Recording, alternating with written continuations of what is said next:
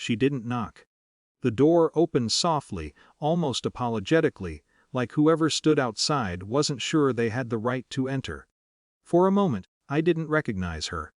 Which sounds impossible when you're talking about your twin. But context matters. Expectation matters. My sister was the person who coded her calendar, who sent reminder texts about dentist appointments, who apologized to furniture after bumping into it. She was not someone who appeared unannounced on a Tuesday afternoon. She was not someone whose face looked like that. Bruises change things. Not just visually. They distort familiarity itself. Her left cheek carried a darkened shadow that pulled her expression into something uneven. A faint discoloration traced along her jaw. Even the way she held her shoulders seemed different, tighter, guarded, like her body had learned a new posture without consulting her personality. Neither of us spoke at first. There are moments when language feels aggressively inadequate. I stepped aside.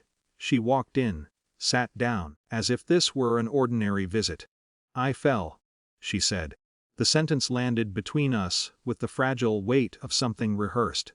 I nodded, not because I believed her, but because disbelief, when delivered too quickly, can shut doors people barely had the courage to open. We sat there inside the quiet hum of my apartment, the normalcy of the space clashing violently with the reality of her presence. I tripped near the stairs. Another sentence. Another offering. Another carefully constructed piece of unreality. Twins share strange privileges, not telepathy, nothing mystical, but pattern recognition refined over a lifetime. I knew her pauses, her micro-hesitations, the subtle shifts in breathing that accompanied difficult truths. And what I saw now wasn't deception. It was fear negotiating with dignity. "You don't have stairs," I said gently. The silence that followed was longer this time. Heavy, unstable. Then something inside her seemed to loosen, not dramatically, but with the quiet exhaustion of someone too tired to maintain structural integrity. "He gets angry," she said. Not tearful, not frantic. Just factual. Which somehow made it worse, because calmness stripped the situation of exaggeration.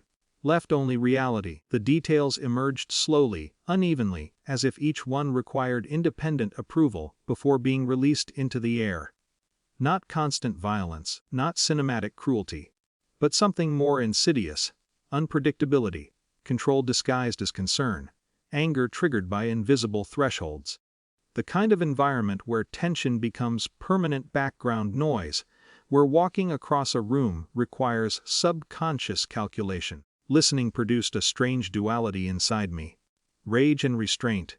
Because anger, however justified, does not automatically translate into effective protection. "What do you want to do?" I asked. The question felt essential. Necessary. Terrifying. I don't know. Honest, small. Devastating. We talked for hours, though talked is too confident a word. It was more like circling a reality neither of us fully knew how to approach. Leaving sounded simple in theory. In practice, it collided with finances, shared property, emotional entanglement, the suffocating complexity of lives built jointly. Fear isn't just about danger. It's about destabilization. Then, somewhere between hesitation and exhaustion, the idea surfaced. Not as a plan. More like an instinctive reflex born from familiarity. What could switch? She looked at me, not confused, just stunned. Twins understand the mechanics immediately. Same face, same voice, same physical presence capable of moving unnoticed through environments shaped by habit. It wasn't revenge that shaped the thought. It was information, observation, verification. "If he thinks you're still there," I said slowly, "we'll know how he behaves when he doesn't feel watched." Even as the words formed, doubt crept in. This was risky, unstable, potentially reckless, but so was doing nothing. "I don't want him hurt," she said quietly. That sentence defined everything. Because even now, beneath fear and injury, her moral boundaries remained intact. Protection, not punishment. So we reframed it. No confrontation, no provocation, just presence, just reality observed without distortion. The first evening inside her house felt surreal in its normalcy. Familiar photographs, shared objects, the quiet residue of a life that had once seemed ordinary. He arrived late, tired, distracted, and for several hours, nothing happened, which is the uncomfortable truth about many forms of abuse. They are not constant storms, they are climates. Then came the shift, minor, almost invisible. A misplaced item, a tone change. The temperature of the room altered in ways subtle but unmistakable. The air tightened, his voice sharpened. Not yelling. Something colder, controlled, precise. The kind of anger that doesn't explode but constricts. And standing there inside borrowed vulnerability, I understood something I hadn't fully grasped before. Fear is not always about what happens, but about what might happen at any moment. The turning point arrived unexpectedly. Not through escalation, but through interruption. A neighbor's voice at the door, concerned, firm, followed by something unmistakable. Police. Authority entering not as drama, but as procedure triggered by patterns larger than our private experiment. Questions.